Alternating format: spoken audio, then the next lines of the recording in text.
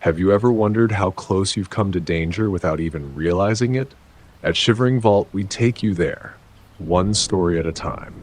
But before you drift off, consider liking this video, commenting where you're watching from and at what time, and subscribing to keep these chilling stories coming. Now, let's dive into these unsettling tales.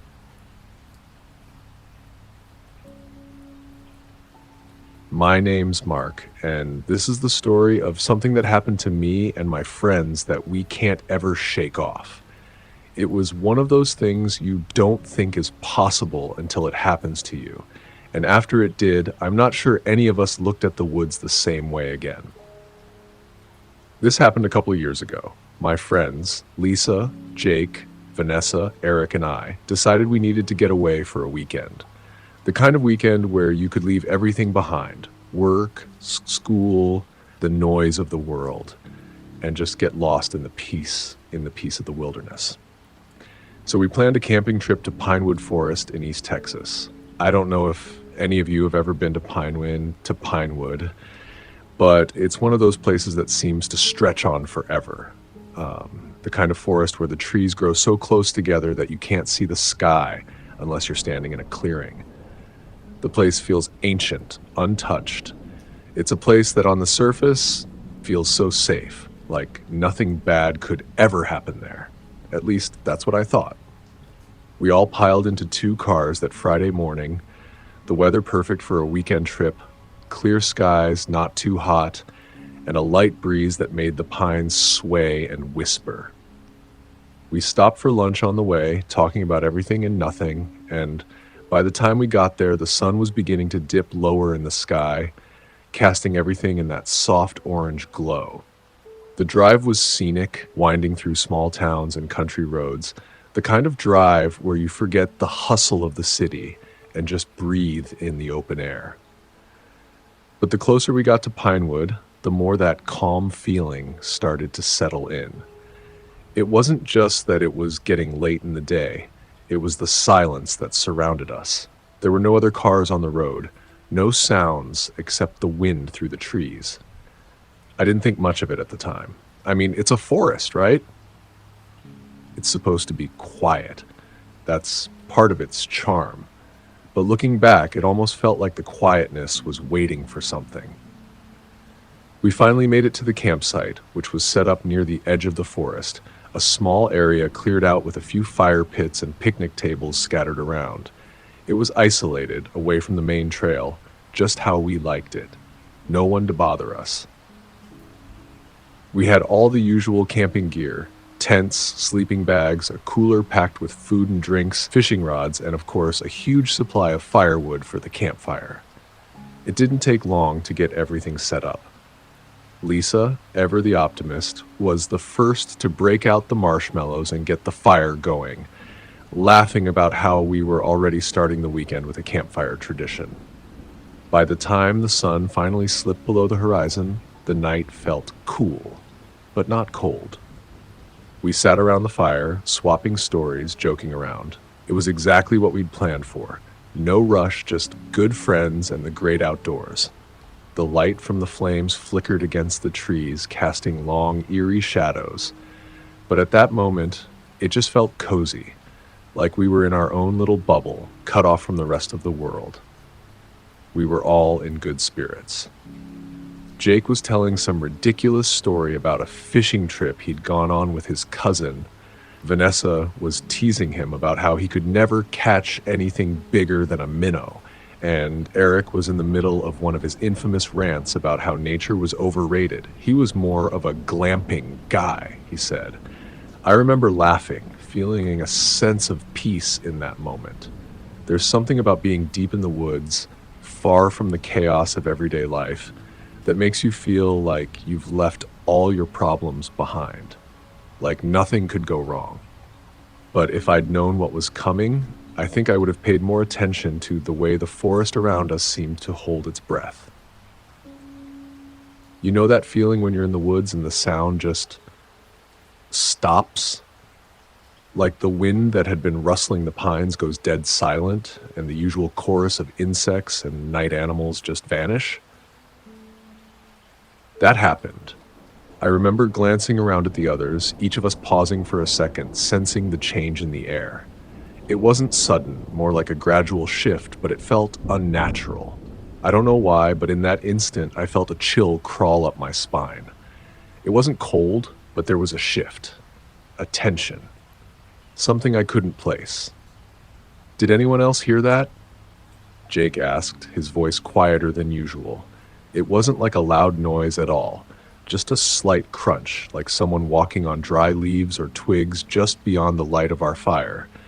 But it was enough to make all of us freeze.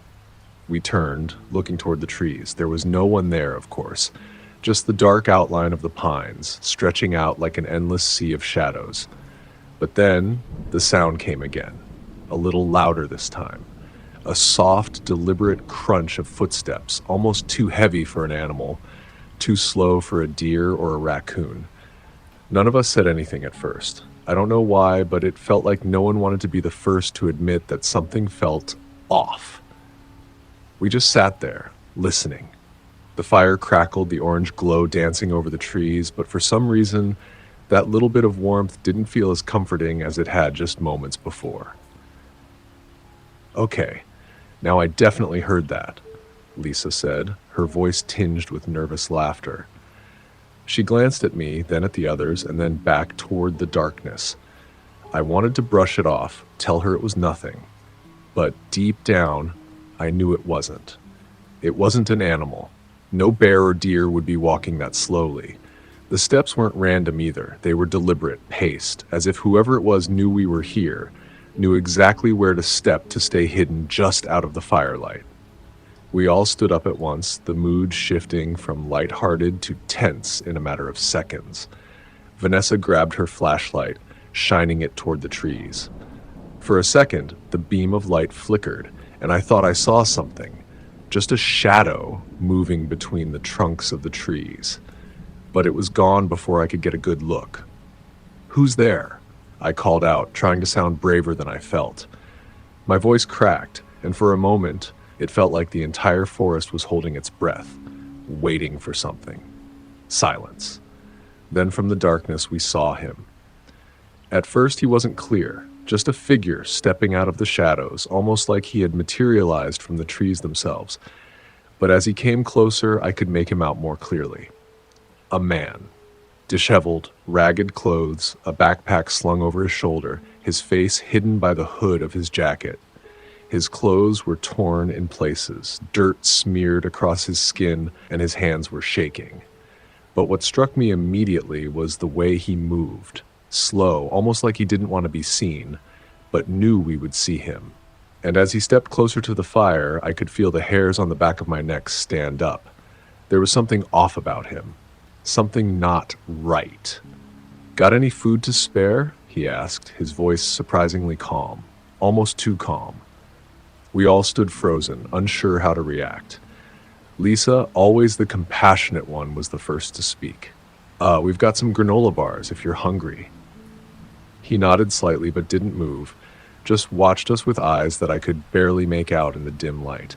They were wide, almost too wide, and seemed empty, like there was something missing in them. A light that should have been there wasn't. I felt my stomach drop. Something about this man didn't feel right. He didn't belong here. I could tell the others were starting to feel the same way, but no one said anything. I could see Jake shift nervously, his eyes darting to the rest of us. Here, Lisa said, breaking the tension. She fumbled in the cooler and pulled out a granola bar, offering it to him. The man took it without a word. He didn't thank her or smile or anything. He just took the bar, ripped open the wrapper with one hand, and shoved the whole thing into his mouth. There was something strange about the way he ate, too, like he wasn't just hungry, but almost desperate, like he hadn't eaten in days. When he was finished chewing, he swallowed without even pausing, and then he looked at the cooler we'd brought. A long, slow look. "That all?" he asked, his voice a little lower now, almost disappointed. I froze. I could feel the others freeze too. There was something in his tone that sent a jolt of fear through me.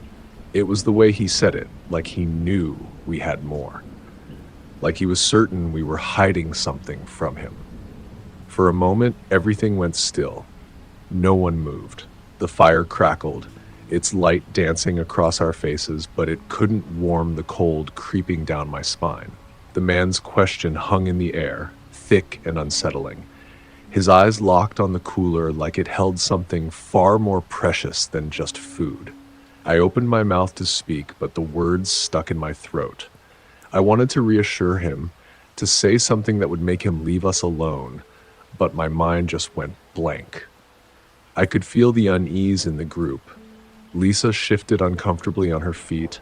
Jake was glancing around nervously, and Vanessa had gone silent, staring at the man like she was afraid he might jump at her any second. Eric was the one who broke the silence. He cleared his throat and forced a smile. "Ah, that's it," he said, his voice tight. "We're kind of running low on food. It's just a weekend trip." The man didn't respond right away. He just stared at the cooler, his face hidden in the shadows of his hood. It wasn't until we started shifting around, the tension thick in the air, that he looked up at us again. "You're lying," he said, almost casually, like he was stating a fact. There was no anger in his voice, no real emotion. It was just a statement of truth, like he knew something we didn't. I swallowed hard. "We're not lying," I said, trying to stay calm, but my voice was shaky. "We really don't have anything else." He didn't move. His posture stayed the same, his shoulders slightly hunched, his hands dangling loosely by his sides, but something about the way he held himself made me feel like he was on edge, like he was waiting for something. Then, slowly, his lips curled into a smile. It wasn't a friendly smile. Not even close. It was thin, almost predatory, and it didn't reach his eyes. His eyes, their emptiness, the wide, vacant stare, made my stomach churn. Without warning, the man took a step forward. The ground under his boots cracked with a sharp sound. It was so sudden, so unexpected, that all of us jumped back, instinctively taking a step away from him. "Look, man," Jake said, his voice trying to sound firm but coming out a little too nervous.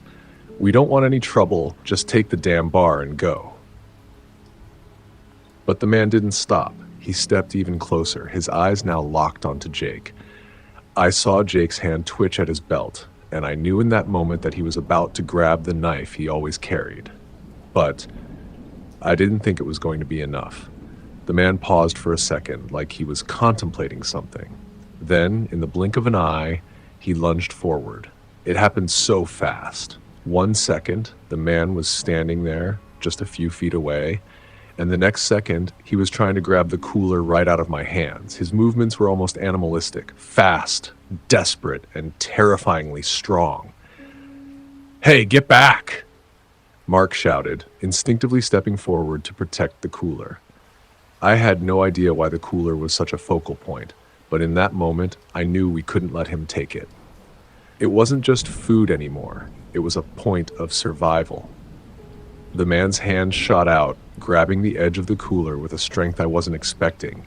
He tried to yank it from the ground, pulling it toward him, his face twisted with something dark, something wild. It wasn't just hunger in his eyes anymore. It was something far more dangerous. I barely had time to react before Jake pulled the knife from his belt with a swift motion, holding it in front of him as a warning. "Stop!" Jake yelled, voice cracking. But the man didn't even flinch. He was so focused on the cooler that I think he didn't even hear him. Eric reached for the hatchet we'd used to chop firewood earlier, his fingers trembling as he gripped the handle. Lisa, too, was already backing away, her eyes wide and frantic, but she didn't know where to go. But Jake wasn't backing down. He stepped forward, pointing the knife directly at the stranger's chest. "We said get away!" That's when the man finally stopped pulling at the cooler. His body went rigid, his expression shifting from rage to something colder. He stepped back slowly, his eyes never leaving us, scanning us one by one with an unsettling calmness. For a long second there was silence. The fire popped and crackled, sending sparks into the air. The wind shifted, pushing the smoke toward us, making it hard to see. I could feel the tension thick in the air, like everything was about to explode. Then, just as quickly as it started, the man took a step back into the shadows. "You think this is over?" he muttered under his breath, barely audible. "You'll see. You'll see soon enough." The words felt like a threat, but I wasn't sure.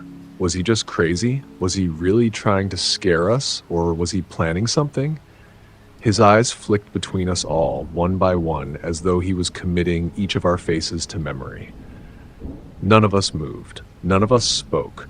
We just stood there, staring into the dark where he had disappeared, unsure of what to do next. Minutes passed in complete silence.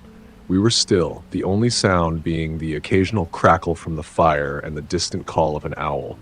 We didn't dare break the stillness, all of us straining our ears, waiting for any sign that he was coming back. Finally, Jake let out a shaky breath and spoke. "He's gone. He has to be." But even as he said it, I didn't believe it. The weight of the moment hung in the air. It felt wrong. It didn't feel like it was over. And I knew deep down that whatever was coming next wouldn't be over until we left. We stayed by the fire for a little while longer, trying to convince ourselves that the man had left, that we were being paranoid. But no one said much. We just kept watching the darkness, the shadows pressing in from all sides. The chill in the air had deepened, and the wind had picked up, making the flames dance wildly in every direction. That's when I heard it. The snap of a twig, the subtle rustling of leaves. Someone or something was moving through the forest. My heart jumped into my throat. I wasn't sure if it was the man, if he was coming back, or if it was just an animal. But I had a sinking feeling that we hadn't seen the last of him. I tried to calm myself.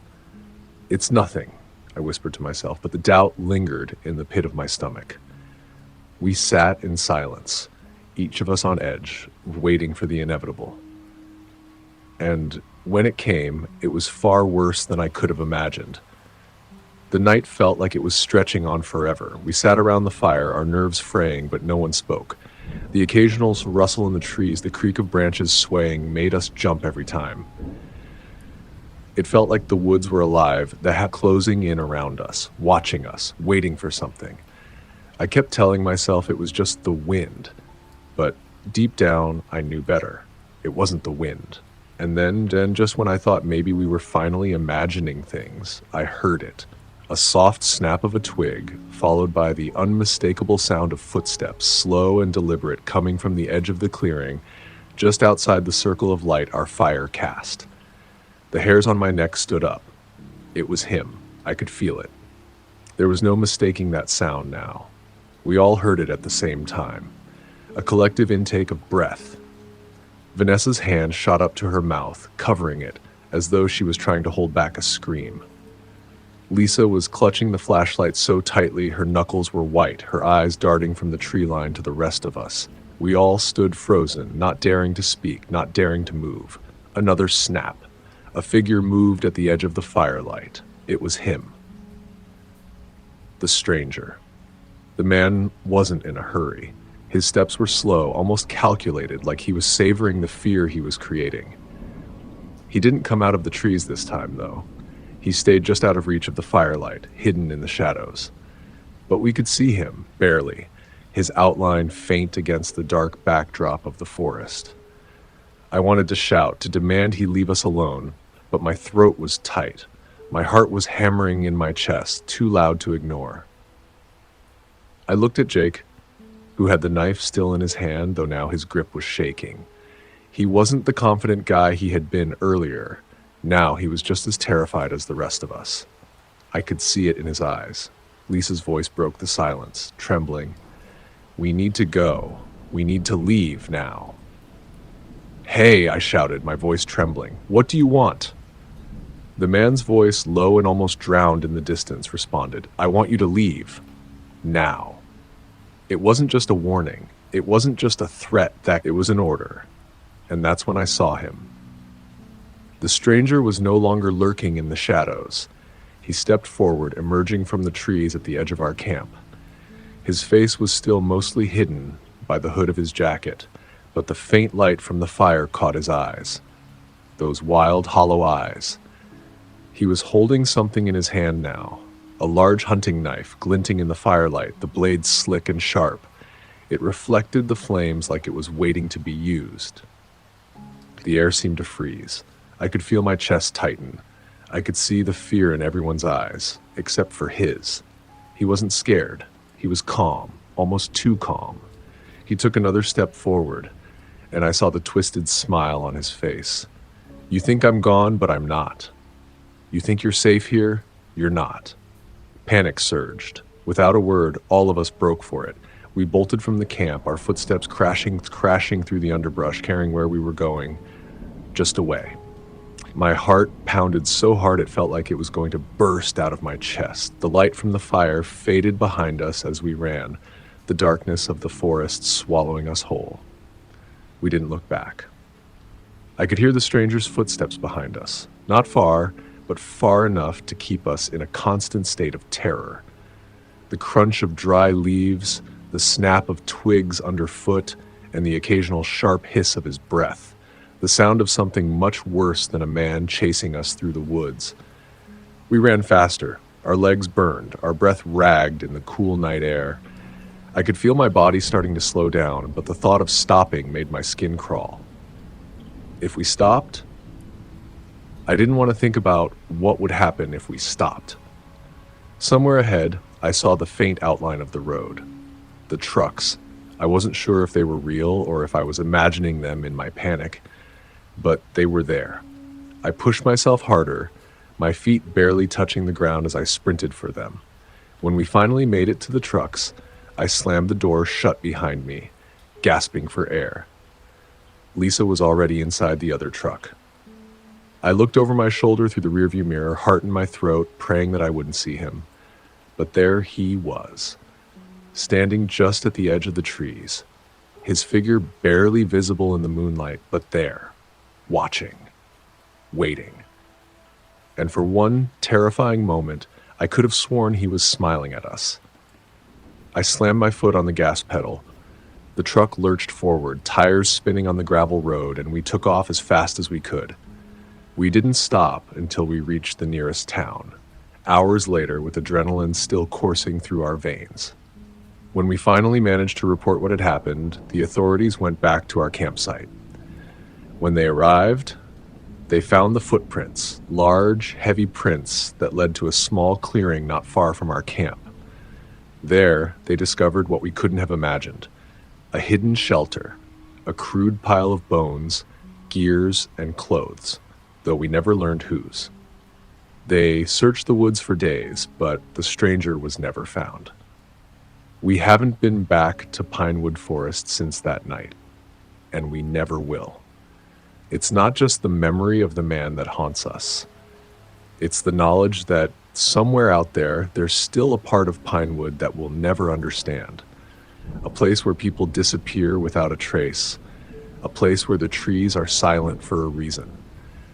I don't know if it was a man we met that night or something else entirely. But I do know one thing. I'll never be able to walk through a forest again without thinking about that moment. We thought we were safe, but we were wrong.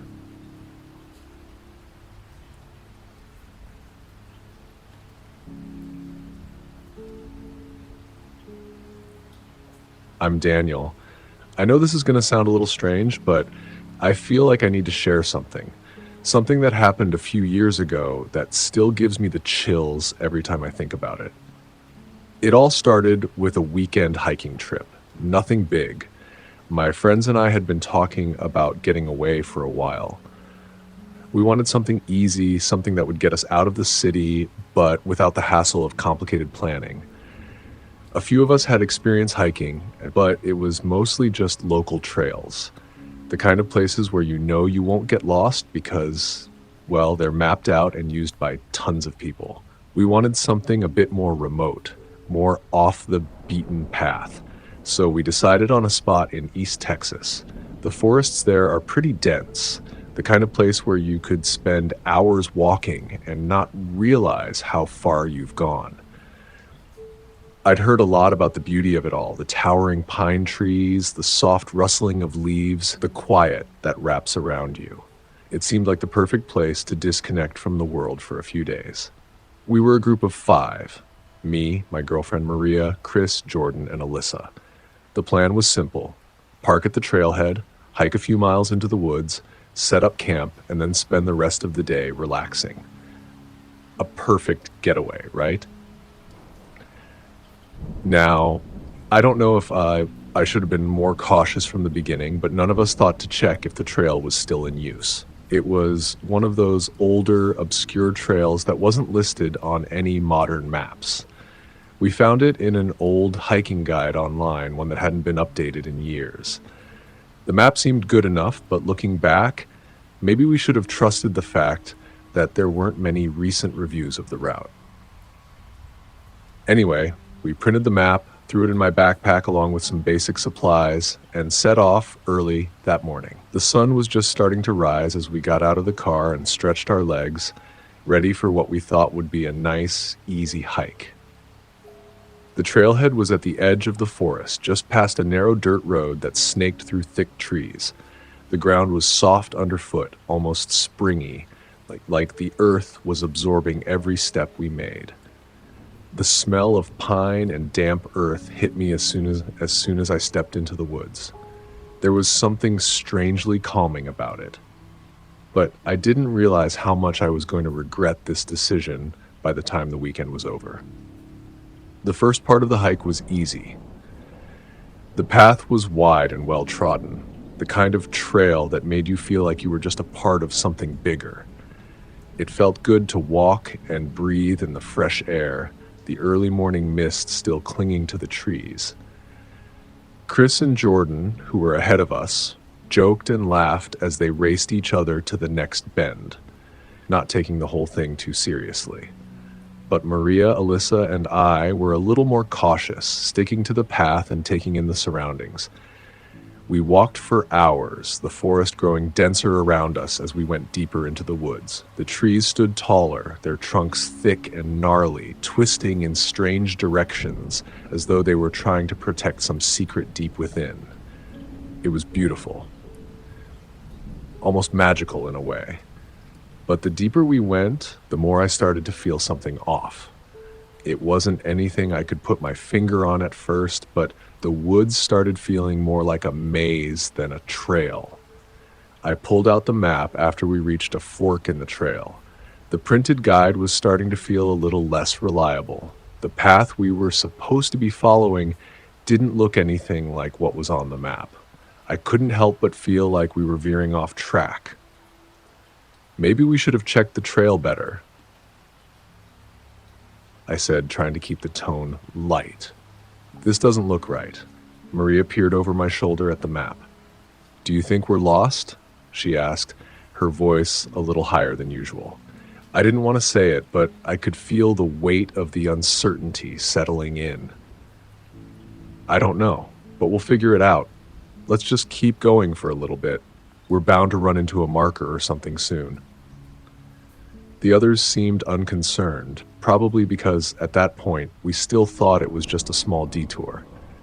But I could feel the creeping doubt in the back of my mind, like something was shifting in the atmosphere around us. After a while, the path started to disappear entirely. We were no longer walking on a clear trail. The ground was uneven, covered in thick underbrush and fallen branches that snapped under our feet. The trees loomed over us in a way that made me feel small and vulnerable. It was like the forest was slowly closing in, the weight of the trees pressing in on us from all sides. Should have brought the compass, Chris muttered ahead of me. This is getting weird, I agreed. We were all feeling it now. Hours had passed, and the sun was beginning to dip lower in the sky. The air had grown heavy with humidity, the forest starting to feel suffocating. I checked my phone for the 10th time.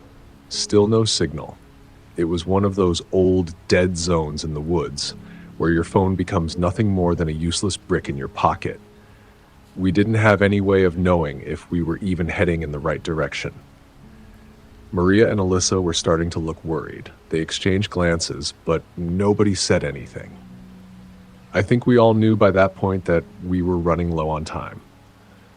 Nightfall was coming quickly, and we still hadn't found any sign of the main trail. I could feel the tension building. The earlier calm had given way to a quiet kind of anxiety. We were in the middle of nowhere, and the only thing keeping us from completely freaking out was the idea that we'd find the trail again soon. That's when Chris shouted, "Look!"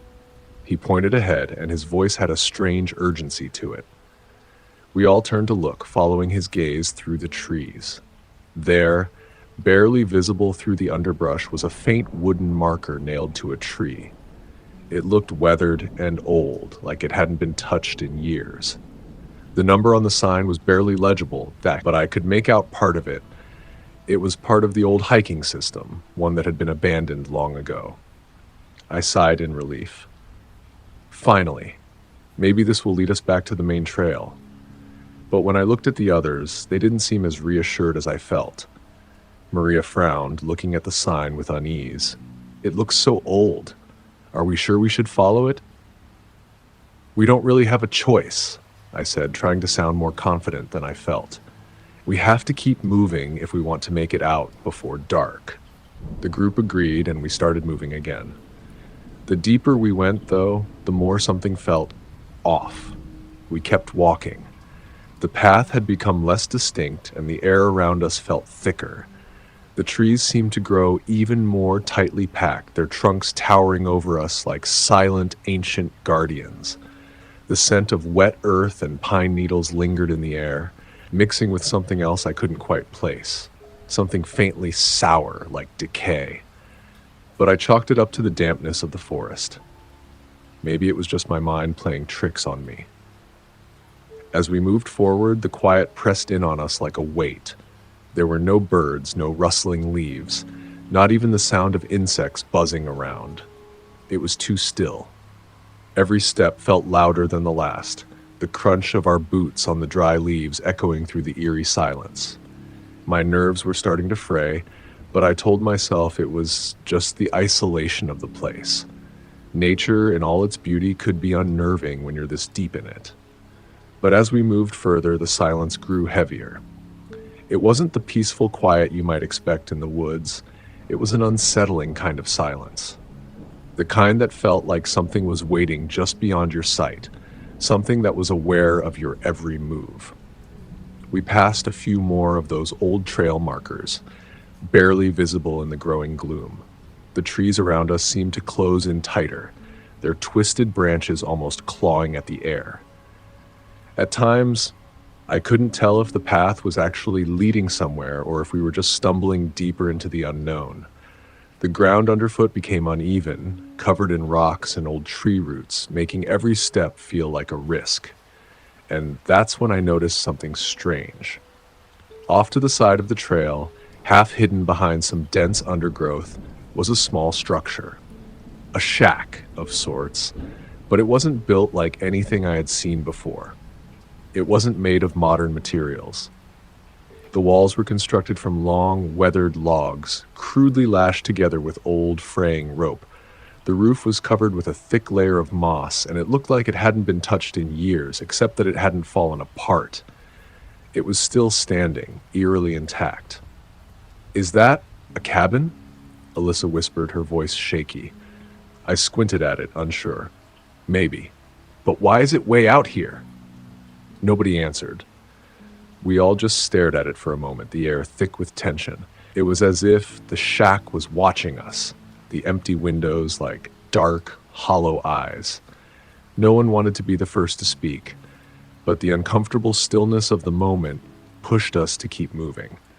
We kept walking, but I couldn't shake the feeling that something was wrong. The trees seemed to be getting even denser, the forest growing more oppressive, and yet the path ahead of us kept winding on, leading us deeper into the woods. Every now and then, we'd hear the creak of old branches swaying in the wind or the distant sound of something moving, but it was always just out of sight. Then, we came across something even stranger, an old rusted animal trap. The kind you'd see used for larger prey, the kind with thick iron jaws that could snap shut with enough force to break bones. It was half buried in the underbrush, its sharp teeth glinting faintly in the dim light. It looked old, like it had been left there for years, but it was still intact, almost like it had been placed there intentionally, waiting for something to come along. Maria stopped, bending down to examine it. Why is this here? Who would leave something like this in the middle of nowhere? Chris frowned. This place is weird. I don't like it. I felt the same. It was like we had stepped into a place that wasn't meant to be found. There was a strange, oppressive energy here, as if the woods themselves were holding some kind of secret. We kept moving, trying to shake off the uneasy feeling, but it only grew stronger as we went on. The forest was getting darker, the canopy above us thick with leaves that blocked out most of the light. The further we went, the more the air seemed to weigh down on us, suffocating any sense of calm. It felt like the woods were alive, like they were watching us, waiting. And then it happened. Alyssa let out a sharp gasp, her hand shooting up to point ahead. Her face was pale, her eyes wide with fear. "Look," she whispered, her voice barely audible. We all turned to where she was pointing. There, hanging from a tree ahead of us, was a large wooden sign. It was crude, roughly carved, with jagged edges that looked like they'd been made by a blade. The letters were smeared with something dark, something that looked wrong. I stepped forward, my feet dragging as I neared the sign. The words were hard to make out at first, but I could just barely read them. Turn back or die. A heavy silence followed as we all stood there staring at it. Nobody moved for a moment. The words seemed to be echoing in my mind, each syllable sending a wave of dread crashing over me. I tried to rationalize it. Maybe it was some sort of sick prank, a warning from some strange locals. But my stomach churned at the thought. No, this felt real. This felt personal. "Okay, what the hell is that?" Chris asked, his voice low, trembling slightly as he looked from the sign to the others. He wiped his hand across his forehead, the tension in his jaw clear. "I don't know," Alyssa whispered, her voice strained. Her eyes darted nervously between the sign and the dense woods ahead. "But this is not okay. We should turn back," Maria said quickly, her voice a little too sharp. There was an edge to it that I hadn't noticed before. "We need to go back the way we came. Now." I could feel it too, the panic clawing at the edges of my mind, wrapping tighter around my thoughts with each passing second. We had been too deep in the woods for too long, and now this warning, felt like the forest was trying to swallow us whole. But before anyone could agree or disagree, something broke the silence. A twig snapped. It was so sudden, so loud, it felt like it pierced through the air with a sharp crack. Our heads whipped around in unison, our hearts skipping a beat as our eyes searched the darkening trees, the sound of our breath suddenly too loud in the quiet of the woods. "Did you hear that?" Jordan whispered, his voice barely audible as his eyes scanned the shadows. His grip tightened around his backpack strap, and I could see his muscles tense up like a coiled spring ready to react. His face was pale, the same look of fear and confusion I was sure was mirrored in my own eyes. We were all holding our breath now, listening. Then another snap. This one came from behind us. It was close. Too close. I felt it. The hair on the back of my neck stood on end. The hairs in my arms prickled. The air shifted, thick with the weight of something we couldn't see, but knew was there. A heavy presence. The realization hit all of us at once. We weren't alone anymore. I turned toward the others, but before I could say a word, I saw it. Figures. Dark shapes moving between the trees. At first they were just shadows, hard to make out against the thick backdrop of trees. But they were there, all right. I could see their silhouettes shift in and out of sight, the way a predator might stalk its prey, lurking just beyond our reach. And they weren't just standing there. They were moving closer, slowly, purposefully. Then I saw the masks. They were the same, identical, plain, featureless like white porcelain with hollow eyes that seemed to stare directly at us. I felt a cold shiver run down my spine as the figures moved through the trees with a fluid, unsettling grace. Too quiet, too deliberate. It was as if they were not human at all, but something else entirely, something that was meant to be invisible. They were armed, too. The glint of metal caught my eye as one of the figures shifted through the trees. I couldn't make out exactly what kind of weapon it was, but it was long and shiny. A blade. A knife. My breath hitched in my chest, and just like that, the stillness of the forest shattered. A scream tore from Alyssa's throat. "Run!" she shrieked, her eyes wide with terror. Without thinking, we all bolted, splintering apart like a broken twig, sprinting into the underbrush. My feet scrambled for traction on the uneven ground, my heart hammering so loudly I could barely hear anything else. The undergrowth clawed at my legs, the branches whipping against my face. The world felt like it was closing in. I glanced back for a split second. The figures were following us. Silent, relentless, like shadows slipping through the trees. One of them moved with unnerving speed. I heard Chris behind me. His feet stumbled over a rock, his body jerking sideways. He went down hard, crashing to the ground with a sickening thud. My heart leapt into my throat as I heard him grunt in pain. "Chris!" Maria shouted. She whipped around, pulling him up by the arm, her grip tight and desperate. The sounds of the masked figures moving closer filled the air. The sound of footsteps, the scraping of branches, the creak of old bark, all coming from everywhere. Before I could reach them, I saw it. A figure lunged toward Chris. Its arm shot out like lightning, and a glint of steel flashed in the air. The blade came down with terrifying precision, slashing across Chris's arm. He screamed in pain, a high-pitched cry of terror, his eyes wide as blood poured from the wound. Alyssa and Maria didn't hesitate. They both grabbed him, dragging him forward with every ounce of strength they had, pulling him out of the reach of the masked figure who'd attacked him. But it was clear we were running out of time. Daniel and Jordan weren't far behind. They turned and squared off with one of the attackers who had caught up to them. Jordan hurled a rock at the figure, hitting it square in the chest, while Daniel swung his backpack, the heavy straps making a sharp cracking noise as it connected with the assailant's side.